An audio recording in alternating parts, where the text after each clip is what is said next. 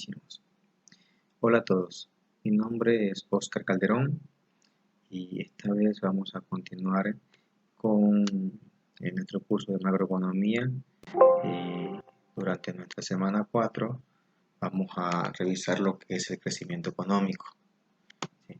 Ya habíamos conversado durante la primera semana que desde el siglo XVIII el economista Adam Smith trataba de indicar, de resolver la pregunta de por qué unos países eran más ricos que otros, la diferencia entre países ricos y países pobres, porque el surgimiento de esa brecha. Y habíamos analizado que básicamente la diferencia es el nivel de producción que tienen estas naciones, ¿sí? De tal forma que en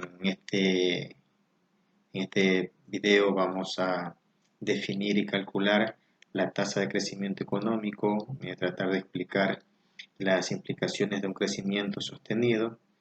Vamos a describir las tendencias del crecimiento económico en ciertas regiones, ciertos países, explicar qué provoca el crecimiento del potencial y hablar un poco de las teorías sobre el crecimiento económico y en sí tratar de abarcar un poco los conceptos de manera muy general, muy enfocado al área administrativa, que permitan visualizar un escenario próspero para el desarrollo de alguna actividad económica.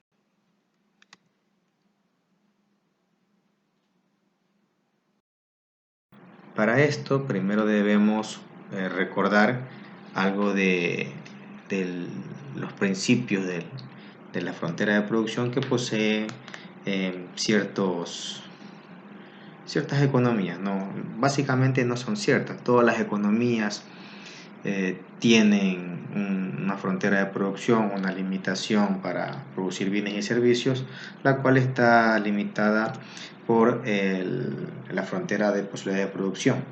Entonces, para poder hablar de crecimiento económico debemos recordar que en un escenario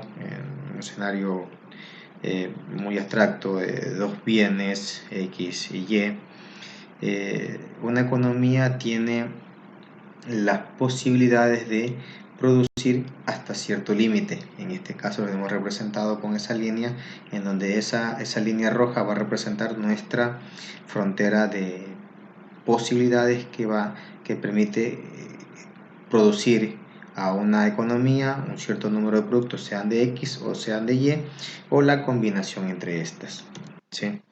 Recordemos que esta línea que limita esa producción es conocida como la frontera de posibilidades de producción, ¿sí? La cual determina básicamente tres puntos importantes. Aquello que está dentro de la línea, dentro de esa frontera, que es todas las producciones alcanzables, y todo lo que está fuera de esa frontera es lo inalcanzable. Sin embargo, hay que recordar que todos esos puntos que son alcanzables, cualquier combinación que haya dentro de esa frontera es ineficiente. ¿Por qué es ineficiente? Bueno, porque los recursos están inutilizados, están asignados incorrectamente o ambas cosas. Los recursos se hayan inutilizados cuando están ociosos, pero podrían estar trabajando. Sí, por ejemplo, que dejemos algunas de las fábricas sin operar o algunos empleados sin trabajos, ¿sí? Y por otra parte, los recursos mal asignados es cuando se les ha destinado a la realización de tareas para las que no son la mejor opción, para las que no tienen un mejor desempeño. Por ejemplo, podríamos asignar a un cocinero experto en pizzas para que trabaje en una fábrica de jugo de manzana, o por ejemplo, podríamos también a un obrero con habilidades para producir jugo de manzana, le vamos a indicar que ahora se dedica a hacer pizzas. Entonces, en ese ejemplo se nota claramente que los recursos no están asignados de manera correcta. ¿Ok? Por lo tanto, llegaríamos al resumen de que todas esas combinaciones que están dentro de la frontera de producción son alcanzables pero son ineficientes, ¿sí? Y todo lo que está fuera de esa frontera son inalcanzables porque no tenemos los recursos suficientes para producir más allá de lo que nos limita nuestra frontera de posibilidades de producción.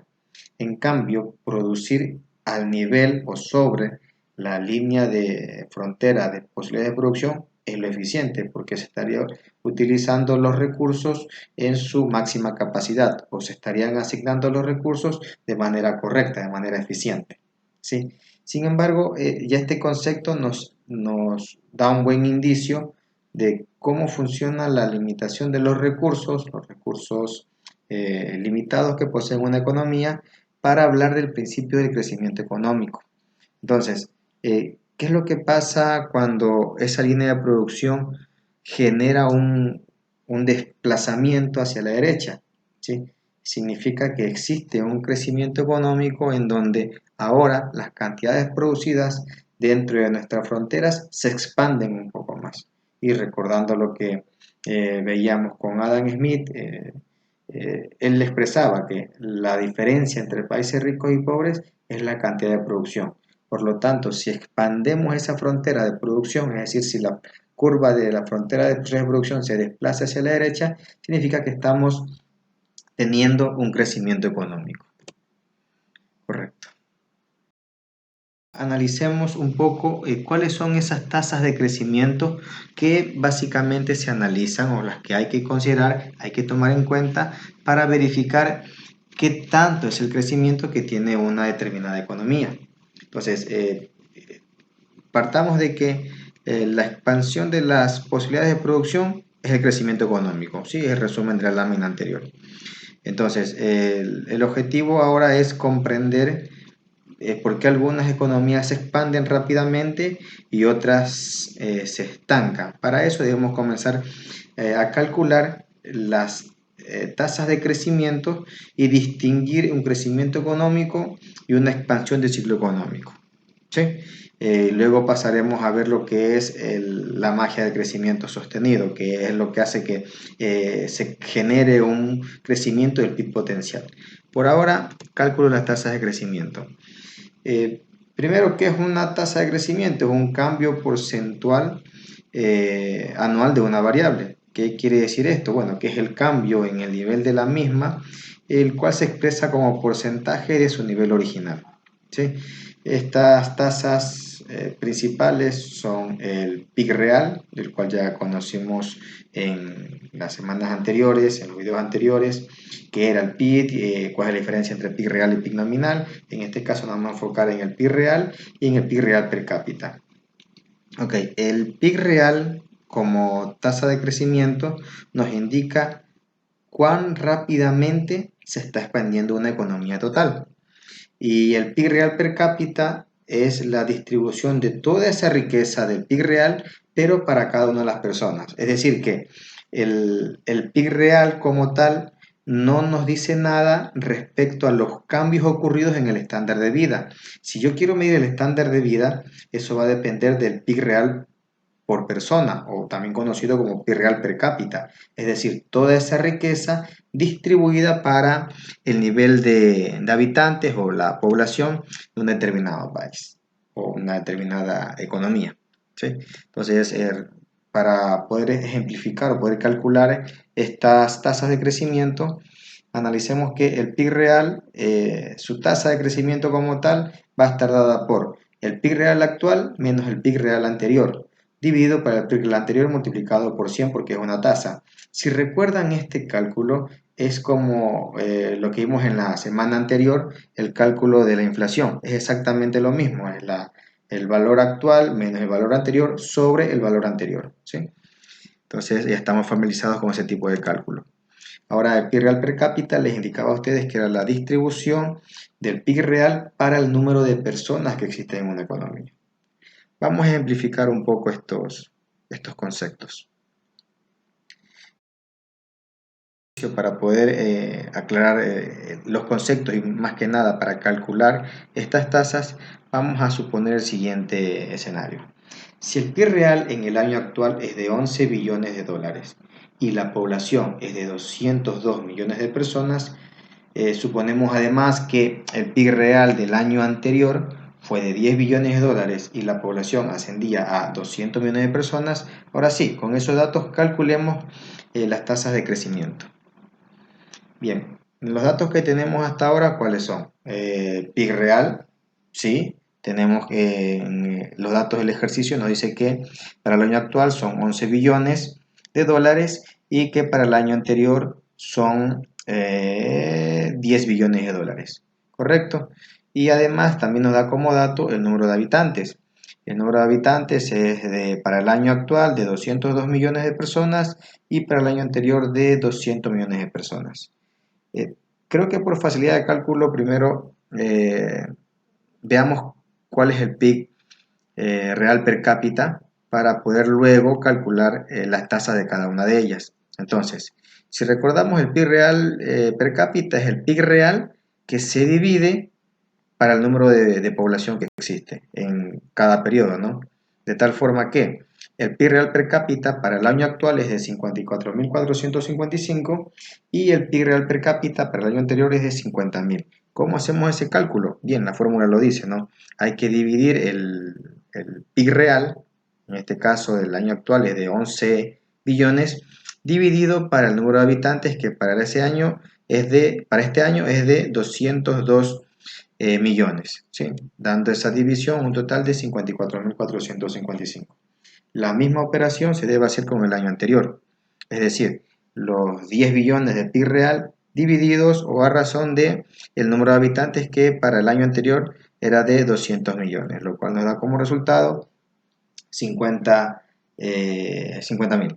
Listo. Ahora, teniendo ya ese valor de PIB real per cápita, ahora sí puedo proceder con tranquilidad a calcular las tasas de crecimiento. De tal forma que, si recordamos la fórmula que se vio en la lámina anterior, la tasa de crecimiento era igual al PIB real actual menos el PIB real anterior, dividido para el PIB real anterior y todo ese resultado multiplicado por 100. ¿Sí? De tal forma que la tasa de crecimiento del PIB real, reemplazando los valores en la fórmula que mencionamos, es del 10%. Tiene una tasa de crecimiento de esta economía del 10% con relación a los valores que nos ha presentado.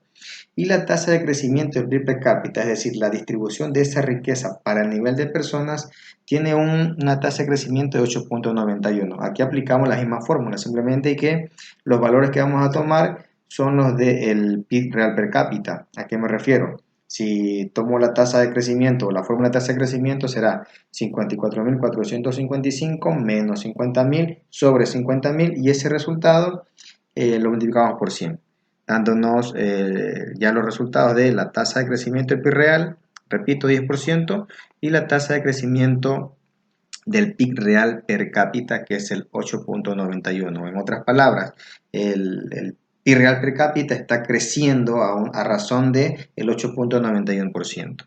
¿Sí? Aquí únicamente hay que considerar dos cosas importantes, ¿no?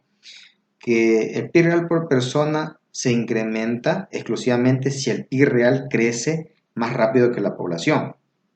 Y el otro punto o el otro concepto es que, el caso contrario, si la tasa de crecimiento de la población supera el crecimiento del PIB real, el PIB real por persona disminuye. Expresando este concepto en forma matemática para hacerlo un poco más sencillo su comprensión, es como tener $1.000 dividido para 100 personas, ¿sí? No es el mismo resultado que tener esos mismos $1.000 dividido para 800 personas. Entonces, si la población va creciendo más rápido que el PIB real, obviamente el PIB per cápita va a ser menor. Listo. Ahora, hablemos un poco de crecimiento económico comparado con la expansión del ciclo económico. Para eso veamos el siguiente gráfico. En este gráfico estamos tomando los bienes de capital en unidades y los bienes de consumo también en unidades. ¿Sí? ¿A qué se refiere que no hay que confundir el crecimiento económico, o más bien hay que tener una distinción entre el crecimiento económico y la expansión del ciclo económico. Bueno, es muy sencillo. El PIB real puede aumentar debido a dos razones distintas. La economía podría estar regresando al nivel de empleo pleno en una fase de expansión del ciclo económico, o el PIB potencial podría estar aumentando, ¿sí? ¿Qué significa esto? Bueno, que hay que considerar una cosa. Esa línea roja que acabo de colocar allí, imaginemos que es una recesión, ¿sí?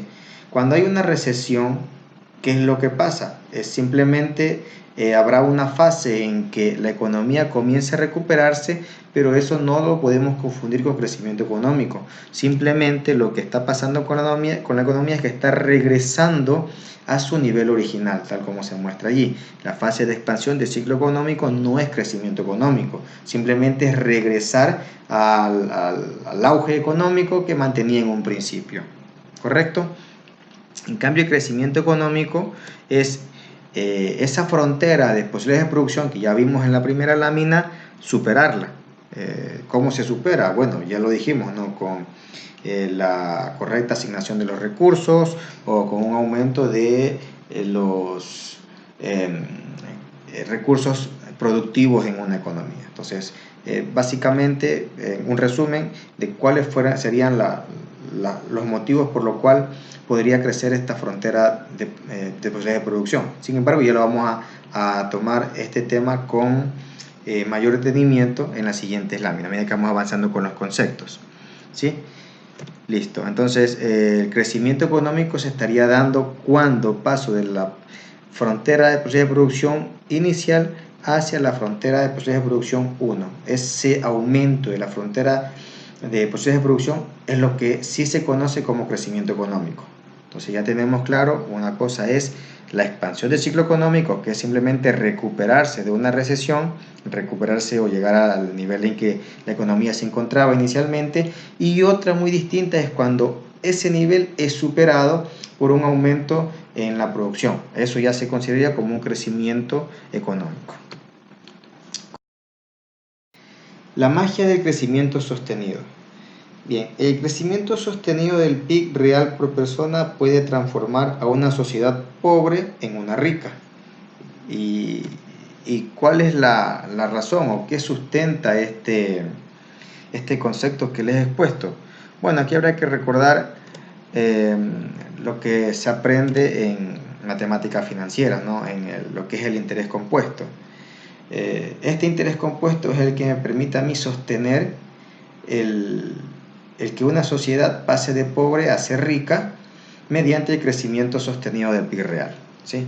Entonces, para ejemplificar un poco con el concepto del interés compuesto, suponga que usted coloca $100 en el banco y que el banco le da un interés de ganancia anual del 5%. Entonces, si colocamos una línea del tiempo y usted no retira sus ahorros, sino que los mantiene el ahorro y mantiene los intereses, está pasando del cálculo del interés simple al interés compuesto. Es decir, para este ejemplo, si tengo yo los $100 y los deposito al banco y no los retiro durante todo un año, y el banco me da un interés a favor del 5%, yo tendría para el siguiente periodo $105. Y si decido no retirarlo y que se siga incrementando con el interés que me da el banco, ya el interés no se estaría midiendo para los $100 iniciales de capital, sino que se estaría sumando o se estaría calculando sobre los $105 que fue parte de la ganancia del primer año. Es decir, estaría calculando un interés sobre el capital invertido más el interés ganado en ese año número 1. Por lo tanto, el siguiente periodo yo tendría ya un ahorro de $110.25, lo cual podría continuamente estar ahorrando sin retirar, con el fin de que, bueno, quizás el fin sea que ese ahorro de $100 se duplique. Entonces la pregunta correspondiente sería, ¿y en cuánto tiempo yo tendría que estar haciendo esta operación, o en cuánto tiempo yo tendría que seguir sacrificando el dinero, de no gastarlo, de dejarlo ahí guardado, para que este se duplique? ¿Sí? Entonces la pregunta es, ¿después de cuántos años podré duplicar ese valor? Bien, para contestar esa pregunta, dos formas, ¿no? Primero puedo aplicar el interés compuesto, lo calculo rápidamente, puedo comenzar a sumar por cada periodo en cuánto tiempo yo podría hacer esos $100 que se conviertan en $200, ¿sí? Sin embargo, una forma eficiente, muy rápida para calcular esto, se lo conoce como regla del 70. Esta regla del 70 es aquella que me puede determinar esa respuesta que estoy formulando, conociendo el número de años necesarios para que el nivel de cualquier variable, ojo con lo que digo, el nivel de cualquier variable se duplique, ¿sí? ¿Por qué? Bueno, sencillamente porque aproximadamente 70 entre el porcentaje de la tasa de crecimiento, cualquiera que sea esta, lo que permite visualizar es un resultado de la duplicidad de esa variable.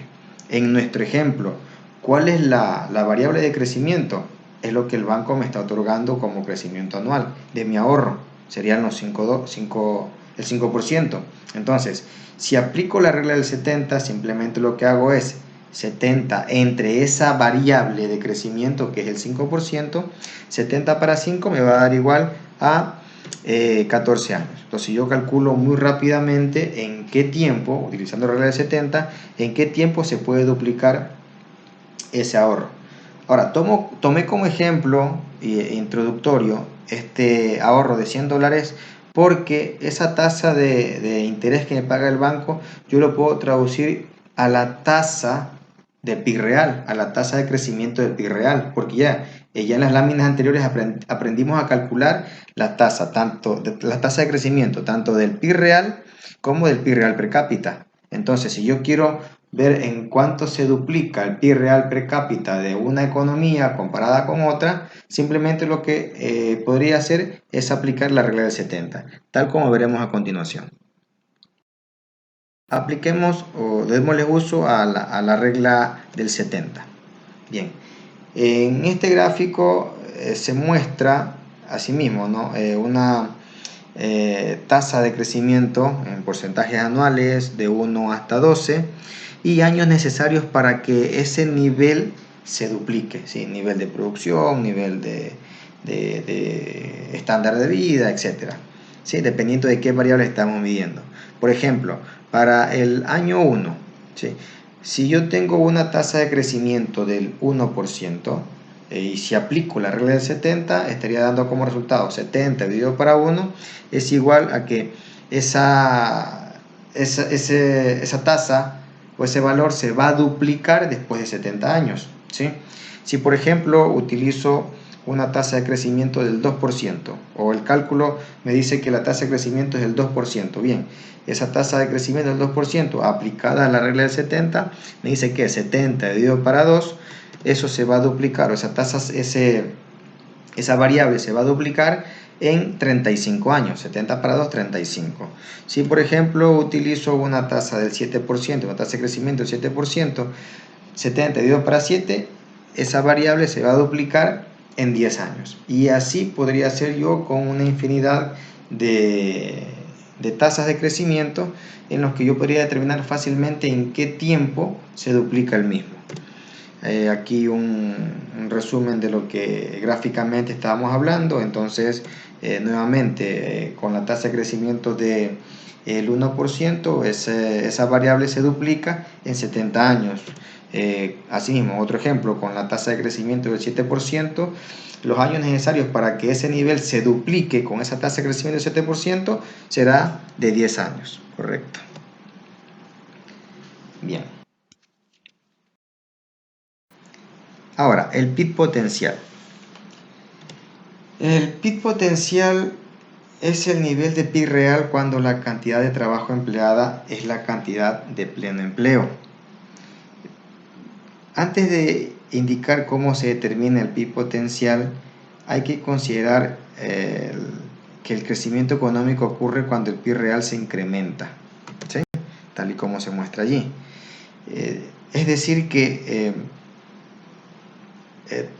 antes de concluirlo, hay que considerar que los aumentos aleatorios del PIB real Y la recuperación de una recesión, como ya lo mostramos en el gráfico anterior, no implica un crecimiento económico. ¿Sí? Entonces, con lo que hemos expresado en esta lámina, que el crecimiento económico ocurre cuando el PIB real se incrementa, significa que esto se da únicamente cuando existe un crecimiento sostenido, es decir, año tras año del PIB potencial. ¿Sí?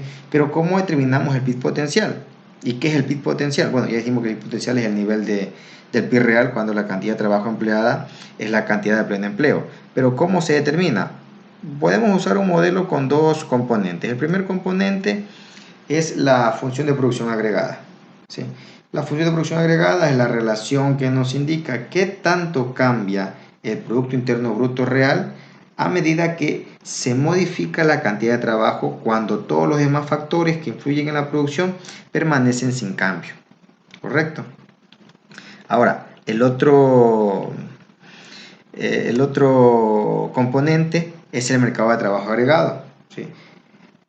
Aquí en macroeconomía aceptamos que hay un gran mercado de trabajo que determina la cantidad empleada de trabajo y que la cantidad de PIB real producida y la cantidad de PIB real producida. Para comprender mejor este concepto de mercado de trabajo, habría que analizar, y de hecho vamos a hacerlo brevemente, muy rápidamente, analizar lo que es la demanda de trabajo, la oferta de trabajo y el equilibrio de mercado de trabajo. La demanda de trabajo denominamos demanda de trabajo a la relación entre la cantidad de demanda de trabajo y la tasa salarial real que tiene el mercado. ¿Sí? La cantidad de demanda de trabajo es el número de horas de trabajo contratadas por las empresas que conforman la economía a lo largo de un periodo determinado. Ahora, que esa cantidad de trabajos contratadas, ¿de qué va a depender? Bueno, obviamente del salario, de cuál es el salario real. ¿Sí? ¿Por qué digo salario real? Bueno, porque no hay que confundirlo con el salario, con la tasa monetaria, salarial monetaria. ¿Cuál es la diferencia? Bueno, la tasa salarial real es la tasa salarial monetaria dividida entre el nivel de precios. ¿Sí? En otras palabras, la tasa salarial real es la cantidad de bienes y servicios que se gana a partir de una hora de trabajo. La tasa de salario monetaria, en cambio, es la cantidad de dinero que se gana a partir de una hora de trabajo. Entonces, esa es la diferencia entre tasa de salario real y la tasa de salario monetaria, añadiendo que la tasa de salario real influye en la cantidad demandada de trabajo. ¿Sí? También para el mercado de trabajo, la otra variable que hay que analizar y que lo vamos a definir brevemente es la oferta de trabajo. ¿Qué es la oferta de trabajo? Bueno, medido en curva económica es la relación entre la cantidad ofrecida de trabajo y la tasa de salario real. Esta tasa de salario real influye en la cantidad ofrecida de trabajo. ¿Por qué? Bueno, porque lo que importa a las familias no es el monto de dinero que ganan, sino lo que pueden comprar con ese dinero. O sea, el énfasis, más bien el tema es qué tanto poder adquisitivo tiene mi salario real sobre los bienes de consumo que ofrece el mercado. ¿Sí? También podemos hablar del equilibrio de mercado, que es el precio de trabajo que está representado por la tasa de salario real. O sea, las fuerzas de oferta y demanda operan en los mercados de trabajo, como ya lo sabemos, y lo que hacen es para eliminar los faltantes y los excedentes. Hay una, hay una cantidad determinada de salario, en realidad lo determina el salario. Sin embargo, este faltante o un excedente de trabajo provoca solamente un cambio gradual en la tasa de salario real. ¿Sí?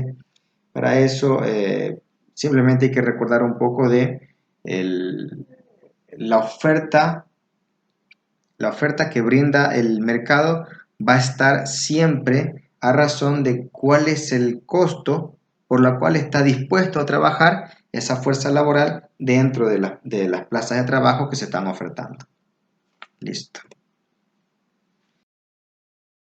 Teorías del crecimiento.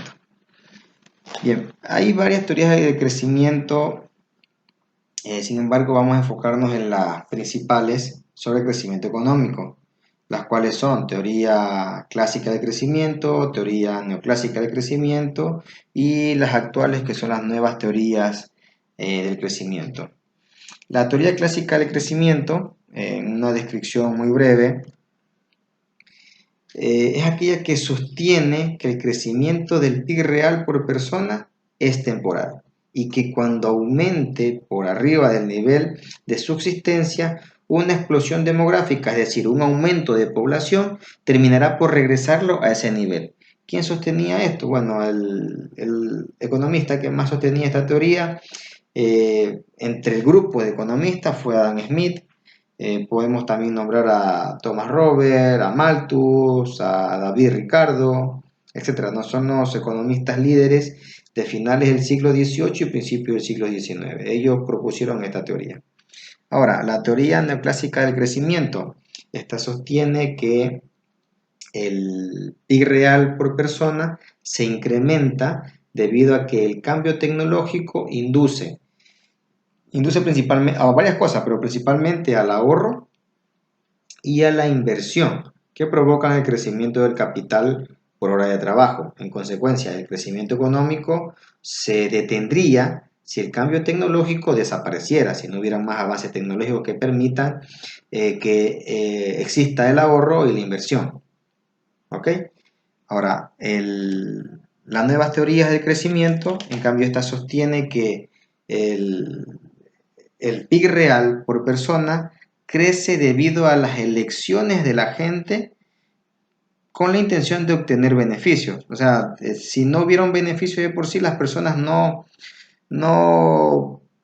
prestaría su contingente, no prestaría su capacidad, no dedicaría tiempo a dedicar sus conocimientos para la creación de nuevas tecnologías, etcétera, ¿no? Aquellas tecnologías que permitan un crecimiento económico, como lo mencionamos en la teoría neoclásica de crecimiento. Entonces, la búsqueda de nuevas tecnologías está determinada por incentivos. ¿Cuáles son estos incentivos? Obviamente es el beneficio que pueden obtener las familias por dedicarle tiempo, por dedicarle recursos a mejorar las condiciones de producción actuales que mantienen. ¿Sí? En teoría, o un concepto muy abstracto, muy resumido, podríamos entender que estas teorías han marcado cómo se incentiva el crecimiento económico, que la motiva y que la detiene. Correcto. Para poder evaluar los conceptos hasta ahora mencionados y parte de los ejercicios que desarrollamos, se presentan las siguientes preguntas. Entonces tenemos una pregunta relacionada, la mayoría de preguntas están relacionadas con el PIB, cálculo de PIB real, cálculo de el PIB per cápita, en cuánto tiempo aproximado, ¿no?, se necesita para que esas variables se dupliquen. Continuando con los ejercicios, se sigue hablando del tema del crecimiento, el crecimiento en base a la medición del PIB. Y por último, una pregunta relacionada a las teorías del crecimiento que se han analizado. Entonces hay un ejemplo para determinar a qué se refiere ese ejemplo. ¿Ok? Entonces esa evaluación tendrá que ser realizada según la fecha de horario o lo que se determine en sus respectivas aulas virtuales. La tarea se resume según el texto que ustedes ya tienen entregado, con el que hemos trabajado, el texto base. Sería el ejercicio 1, 2, 3, 4 de la página 561, el ejercicio 20, 22, 23 de la página 563 y el ejercicio 29 de la página 564. ¿Sí? Realizado en este video, en esta cápsula de conocimiento, las fuerzas que contribuyen al crecimiento del PIB real. Sin embargo, vuelvo a indicar lo mencionado al principio del capítulo. Este es un conocimiento muy resumido de todo lo que podríamos hablar de lo que es el crecimiento económico.